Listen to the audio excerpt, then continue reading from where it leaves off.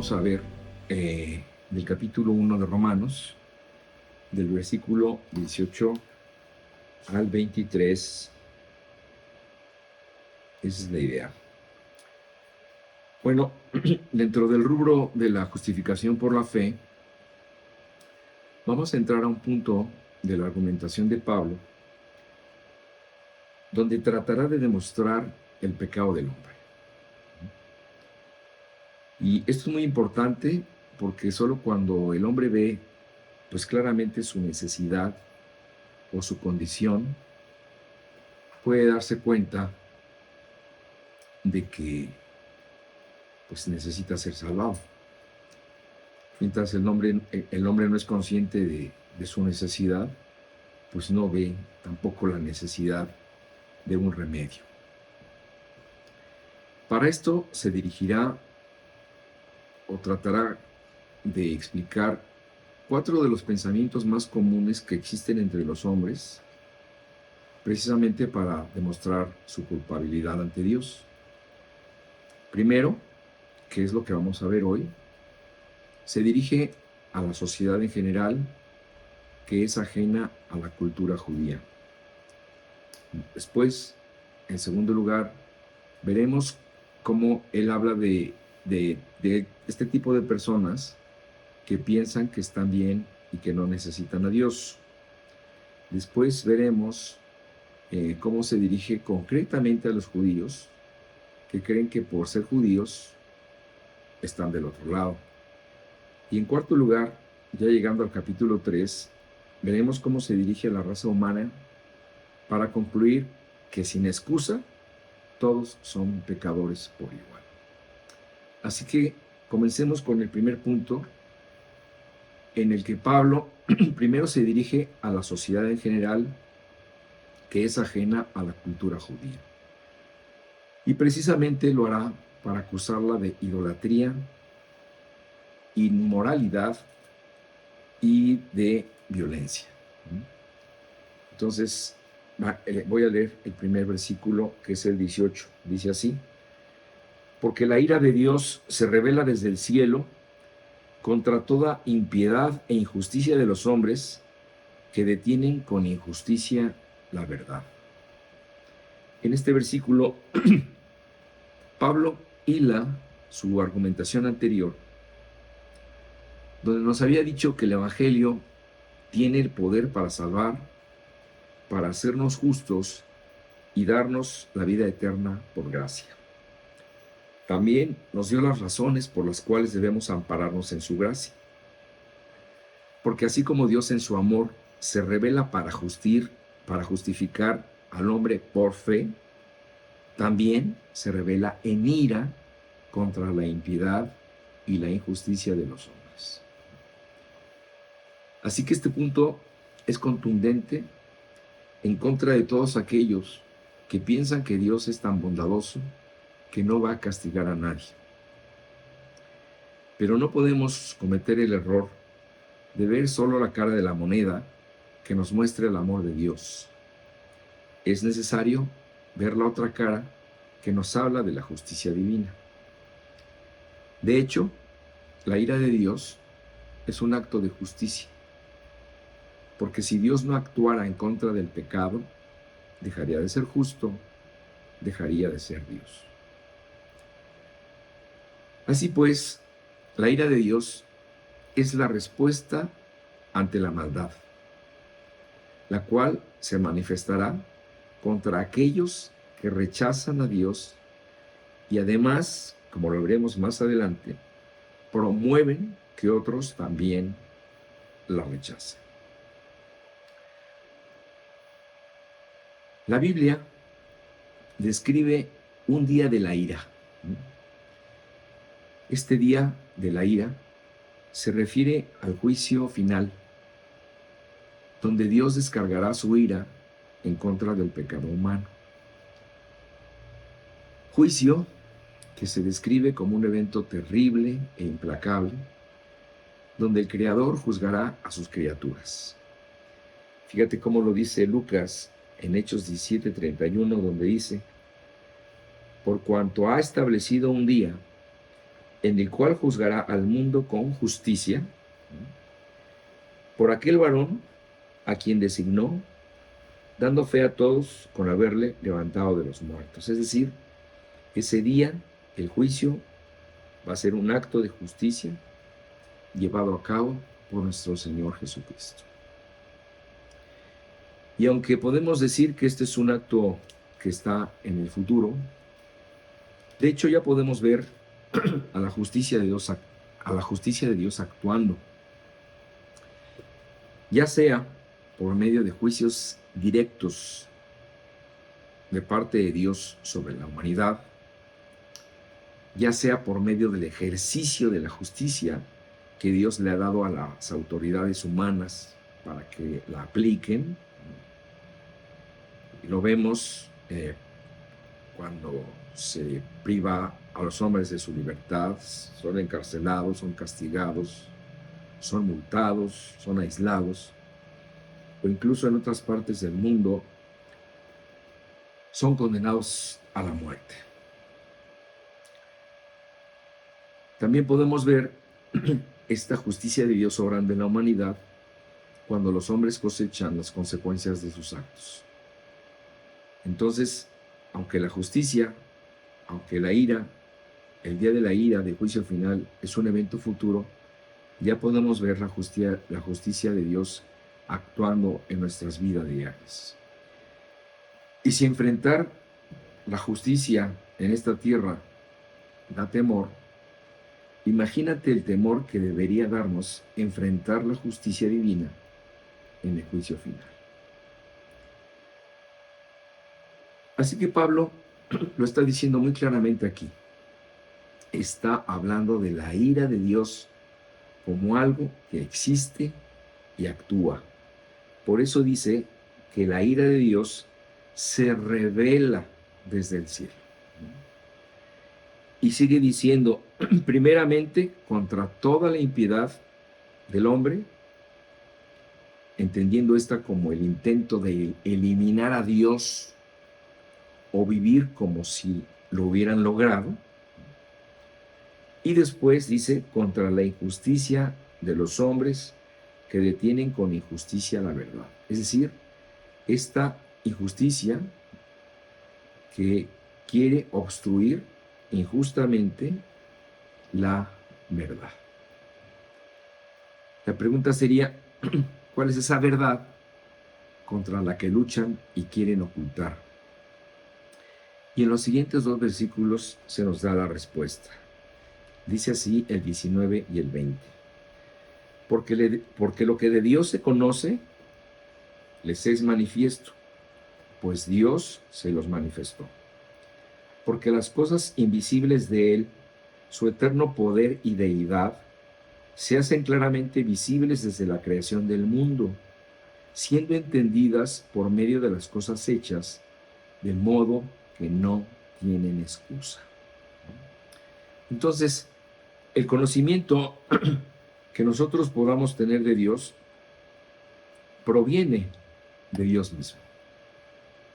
A Él más que a nadie le interesa darse a conocer. Y obviamente nadie podría revelar mejor a Dios que Él mismo. Y aunque ciertamente, ¿verdad? Dios es un ser invisible, como lo describe la Biblia, pues Él es espíritu. Sin embargo, su creación nos revela quién es. Así como un pintor o un escultor muestran su talento con sus obras, Dios da testimonio de sí mismo al mostrarnos su obra. Algo que desde que el mundo existe puede ser observada por cualquier persona en todo tiempo, cultura y espacio.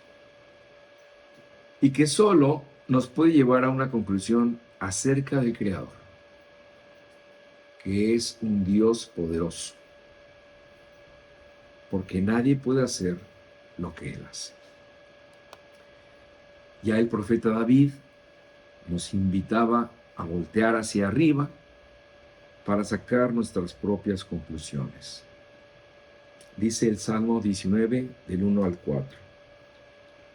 Los cielos cuentan la gloria de Dios, y el firmamento anuncia la obra de sus manos. Un día emite palabra a otro día, y una noche a otra noche declara sabiduría. No hay lenguaje ni palabras, ni es oída su voz. Por toda la tierra salió su voz, y hasta el extremo del mundo sus palabras. Las evidencias son claramente visibles. Así que dice Pablo que nadie, absolutamente nadie, puede tener excusa de la existencia de Dios. Debemos entender que Dios se revela al hombre de lo general a lo particular. De lo general, como ya vimos, Dios se revela a sí mismo en su creación, dándonos a conocer su poder, su deidad y su gloria. Y con esto sería suficiente para que todo hombre sensato se quedara cautivado y maravillado y concluyera que vale la pena relacionarse con alguien tan grandioso y tan singular. También existe una segunda revelación de la que Pablo nos hablará más adelante en su carta. Se trata de una revelación que en forma particular Dios le hace al hombre cuando éste conoce el mensaje de Dios por medio del Evangelio. Y entonces el hombre se da cuenta, el hombre que se da cuenta de que Dios ya lo está buscando en forma particular, tiene que entender que él tiene que recibir la increíble invitación que Dios le está haciendo para que se pueda relacionar directamente con ese magnífico creador por medio de Jesucristo, ¿verdad? Quien, como nos dice Juan, le ha dado a conocer. Dice aquí en el Evangelio de Juan, a Dios nadie le dio jamás. El unigénito Hijo, es decir, Jesucristo, que está en el seno del Padre, Él le ha dado a conocer. Así que cuando se nos presenta el Evangelio, es Dios queriéndose dar a conocer al hombre en una forma particular y personal. Dice el versículo 21, pues habiendo conocido a Dios, no le glorificaron como a Dios, ni le dieron gracias, sino que se envanecieron en sus razonamientos, y su necio corazón fue entenebrecido. Dios conduce al hombre hacia Él en forma gradual. Como ya vimos, la primera señal de su existencia, de su poder, por medio de sus obras creativas, conforme a la naturaleza que vemos, los seres vivos, incluido el hombre. Y además, junto con todas esas evidencias de su existencia, nos da otras, que son esa serie de leyes que rigen y gobiernan al mundo. Y que poco a poco, a través del tiempo, nosotros hemos ido descubriendo y hemos ido estudiando. Y lo más grande y lo más increíble de todo esto es que esto lo hizo Dios como un regalo para el hombre, para su supervivencia y además para su recreación. El mismo Jesucristo dijo estas palabras en Mateo 5:45. Dijo, para que seáis hijos de vuestro Padre que está en los cielos, que hace salir su sol sobre malos y buenos, y que hace llover sobre justos e injustos. Aquí vemos un regalo de Dios a toda la humanidad, sobre justos e injustos. Él regala su naturaleza y provee lo necesario para su supervivencia y para su recreación. Entonces, de este primer reconocimiento de Dios se desprenden los demás. El que no da este primer paso no puede dar los demás. A este primer conocimiento general de Dios es al que se refiere Pablo cuando dice, habiendo conocido a Dios. Y hace énfasis precisamente en cuestionar la actitud que el hombre tiene de este primer encuentro con Dios, el cual, si es positivo, lo seguirá acercando más a Él, pero si no lo es, entonces lo alejará. Como es precisamente el caso que aquí plantea Pablo, donde dice que habiendo conocido a Dios, no respondieron correctamente. Dice literalmente, no le glorificaron como a Dios. Es decir, no le dieron al autor el crédito de su creación. Se la dieron a otro. Porque cuando le damos gloria a Dios, no estamos haciendo otra cosa que reconocer que Él es digno de alabanza, de exaltación, de adoración y de honor. Precisamente por todo lo que nos demuestra que Él es. Pero si nosotros tenemos una actitud de negación, entonces esto va a hacer el efecto de que el hombre no glorifique a Dios.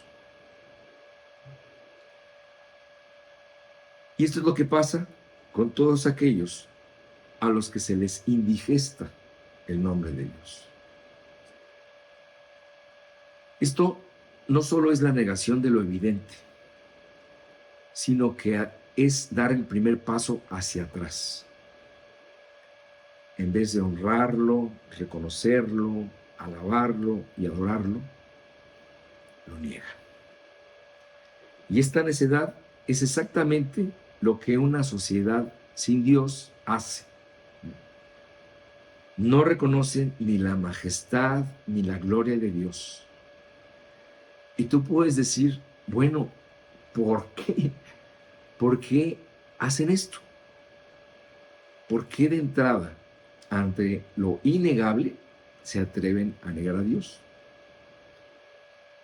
Lo hacen precisamente porque reconocer a Dios los llevaría a reconocer que no son autónomos.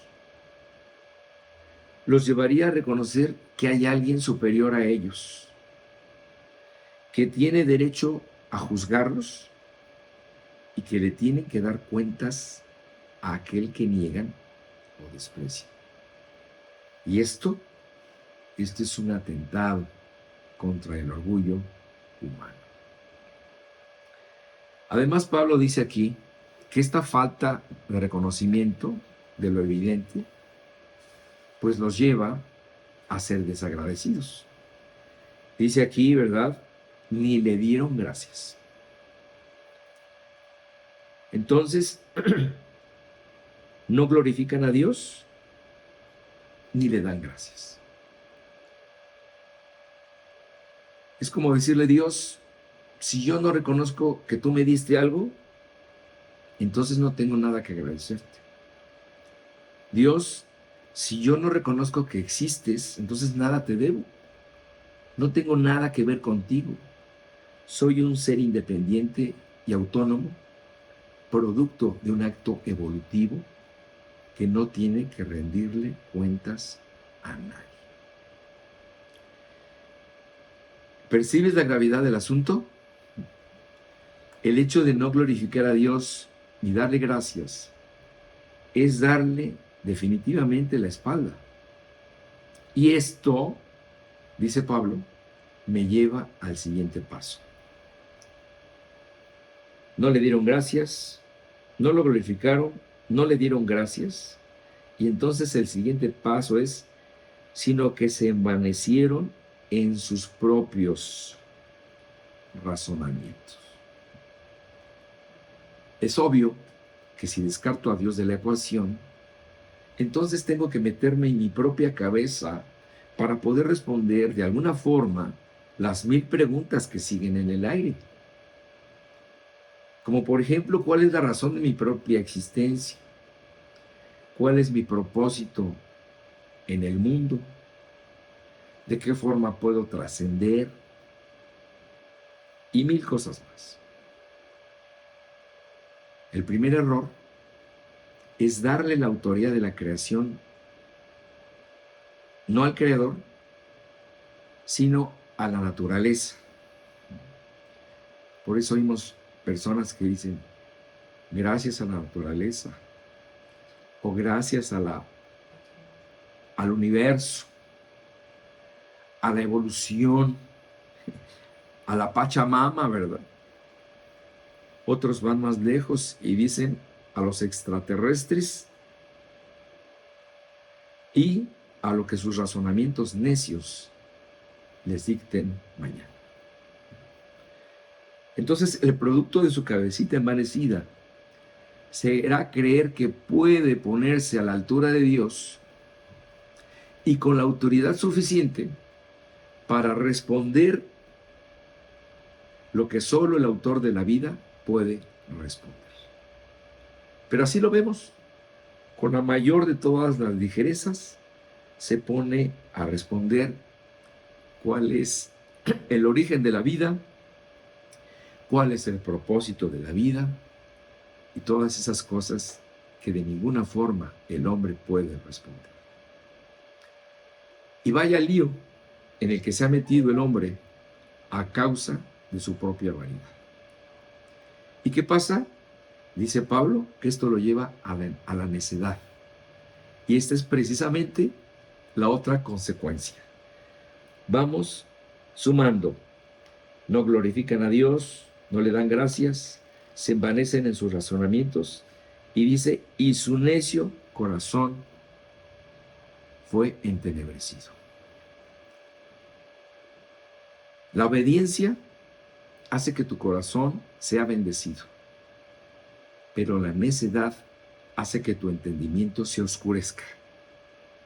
Esto es lo que significa entenebrecerse. Esto significa que tu corazón cae en tinieblas. Hay un filósofo estadounidense y exateo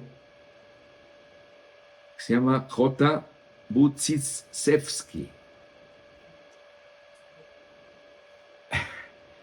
En su estudio del autoengaño, dijo, y abro comillas, el autoengaño significa hacerse el tonto. Significa pretender que no sabemos lo que en realidad sí sabemos. Jugar a que desconocemos lo que en realidad conocemos. Lo que estoy insinuando, dice este filósofo, es que los seres humanos jugamos con Dios. Nos mentimos.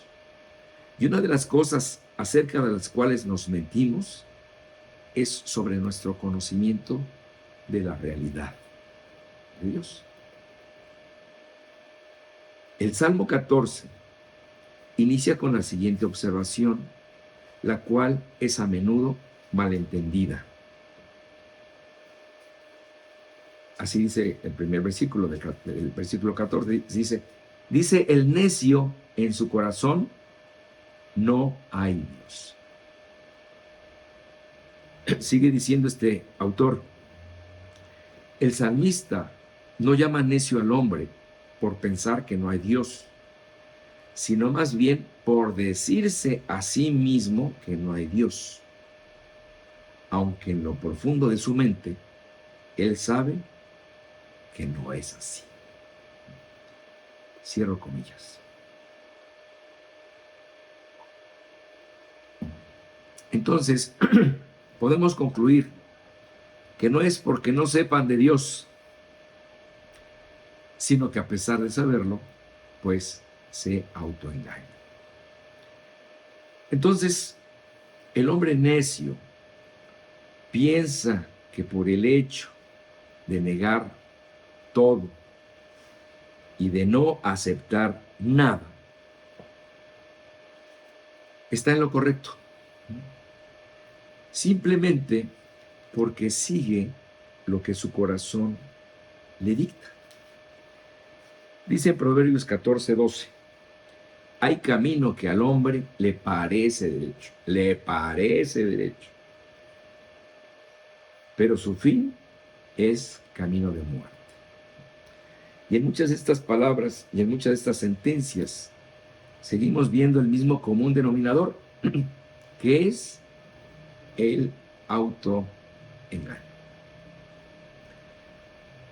En su necedad, el hombre no se da cuenta que cerrar los ojos ante la luz tiene un precio. Se vuelve ciego por elección.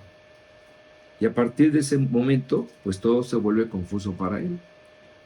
Su corazón cae en tinieblas, se entenebrece. No captan que un mal los está llevando a otro mal y que irremediablemente el que no está en la luz está en las tinieblas. Es evidente que muchas personas viven en este estado de confusión y de ceguera espiritual porque no se dan cuenta de las consecuencias de sus decisiones.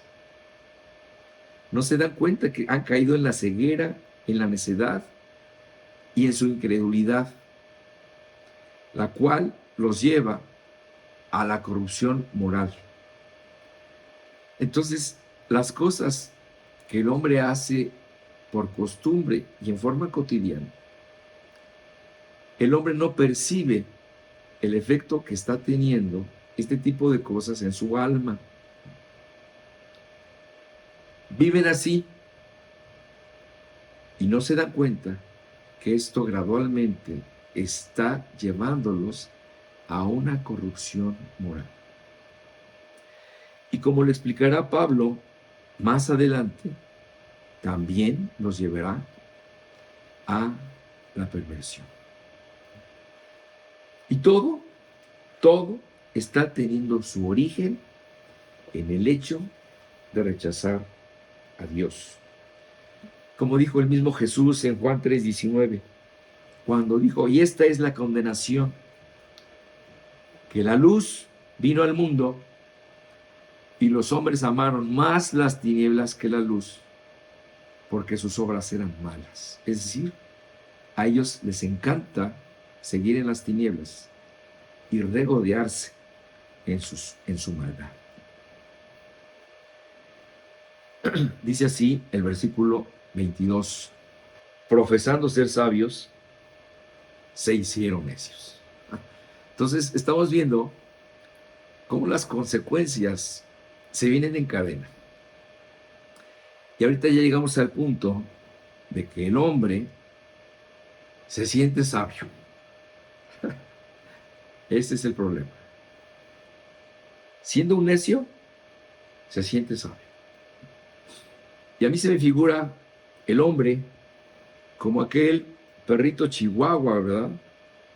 Que ladra y le ladra a todo, sin darse cuenta quién es, ni de qué tamaño es.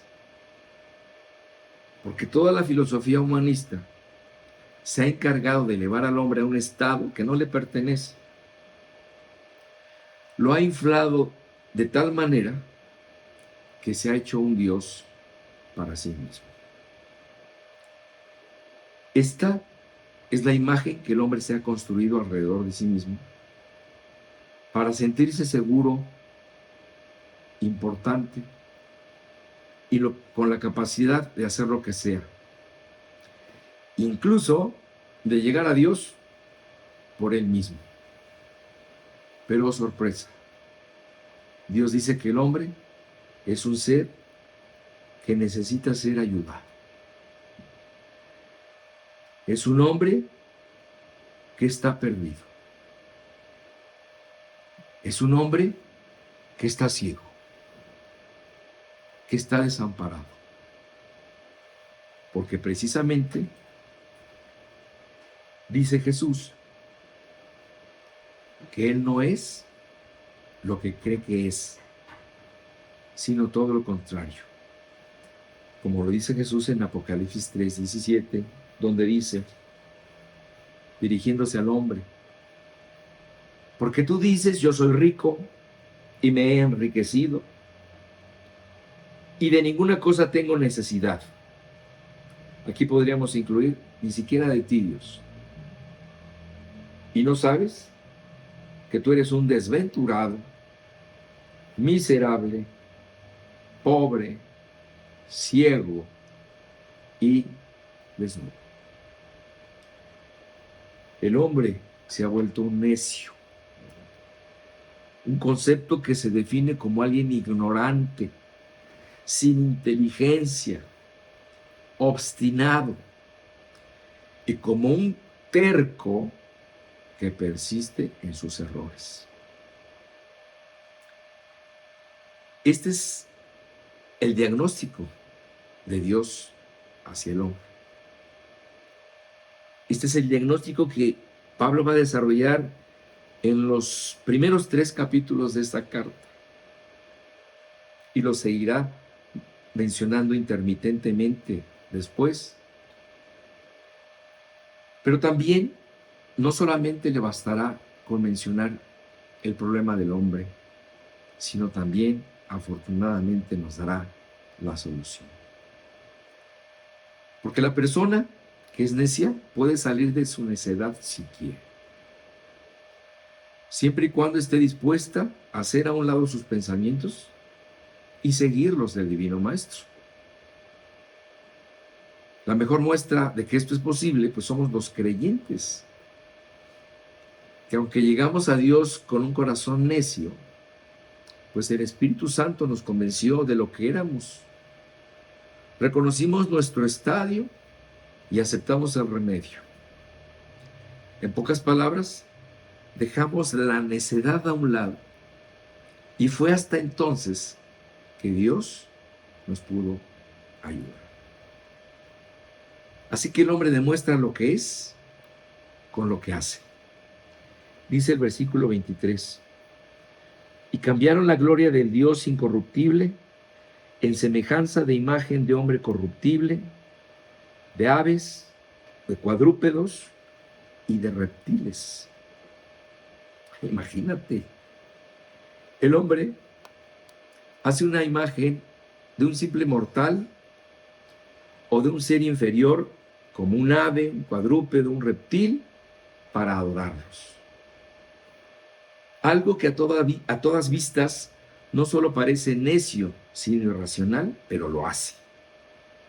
Y lo sigue haciendo a lo largo de todo el tiempo. Con esto vemos cómo el hombre desprecia lo que le ha dado Dios y lo ha cambiado por cosas que no tienen ningún valor ni ninguna trascendencia. Como nos dice David en el Salmo 106, versículo 20 y 21. Dice, así cambiaron su gloria, ¿verdad? La gloria de Dios, por la imagen de un buey que come hierba.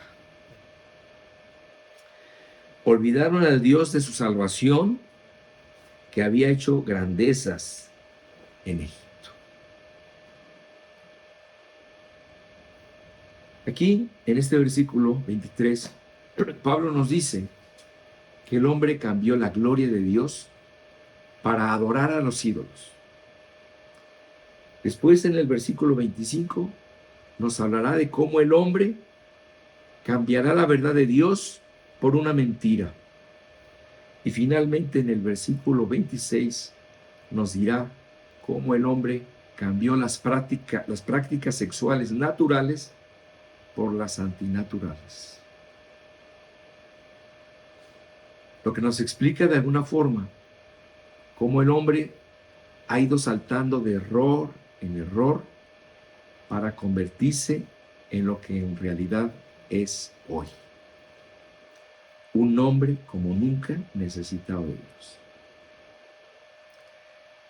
Resulta irónico ver cómo a través de los tiempos el hombre siempre ha rechazado lo que más necesita. Pero es así. Esto es parte de su necedad, de su vanidad y de su ceguera. En este punto, Pablo nos dice que en vez de que el hombre adorara al Dios verdadero, el hombre lo cambió por unos ídolos que él mismo tuvo a bien hacer con sus manos de lo que se encontró por ahí.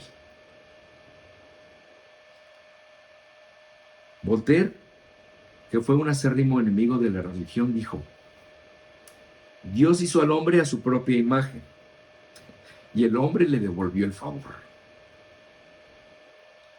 Por eso vemos al hombre haciendo cosas tratando de emular a Dios. Entonces esto es tristísimo, pero completamente cierto.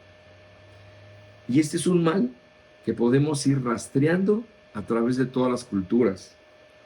Podemos ver a los hindúes, ¿verdad?, adorando vacas, monos, ratas, serpientes, animales que consideran sagrados. De hecho, no pueden matar a ningún animal o ningún insecto siquiera, porque pueden ser un dios. O puede ser un ser humano que esté en una etapa de transición para reencarnar. En el Egipto en el que vivió Moisés, ¿verdad?, rendían culto al dios buey Apis, a la diosa gato Bubastis, a la diosa vaca Hathor, a la diosa hipopótamo Opet, al dios lobo, a la cigüeña, al halcón, al escarabajo. Vestigios arqueológicos de culturas antiguas muestran ídolos con formas de cocodrilos, de ratas, de elefantes, de monos, figuras en forma de sol, de luna, de estrella. Roma rendía culto al águila. Y en México no nos podíamos quedar atrás. En México le dábamos, o no sé si le damos todavía, ¿verdad?, culto a la serpiente emplumada, a Quetzalcóatl, el dios azteca. Así vemos al mismo Belcebú, ¿verdad?, que es el señor de las moscas. Y bueno, como ya lo leímos en el Salmo 106, hasta los antiguos israelitas hicieron un becerro de oro para adorar. Esto es a lo que podríamos llamar una idolatría burda, primitiva, surrealista, grotesca. Pero por increíble que parezca, todavía está presente en los hogares, en los centros de trabajo, en los templos, o colgados en los cuellos del hombre moderno, quien aún se sigue atreviendo a reducir al Dios de gloria a una figurita de madera, de plástico o de oro, con forma de santito, de un esqueleto con guadaña, de un amuleto con quién sabe qué cosas adentro, ¿verdad? Collares de cuentas, pedacitos de tela, medallitas, etcétera, etcétera. A estas cosas aberrantes y extrañas prefieren aferrarse y ampararse antes que al poderoso creador del universo. Pero como les decía, en todo tiempo y cultura, este ha sido el pan de cada día, lo es en México todavía y lo es en todo el mundo. Pero más grave aún es el hecho de que a esta idolatría tan burda se le ha sumado otro tipo de idolatría contemporánea, muy extendida, que está dirigida a la adoración de celebridades, ¿verdad?, a la adoración de actividades, de ideologías, de vicios, o a los dioses de la fama, el sexo, el dinero, la droga, la pornografía, el alcohol, etc., que se igualan por su gravedad y perversidad a la idolatría primitiva. Bueno, hermanos, vamos a dejarlo hasta ahí. Como siempre les pido a Dios que los bendiga. Y recordando que Maranata, ¿verdad? El Señor viene pronto.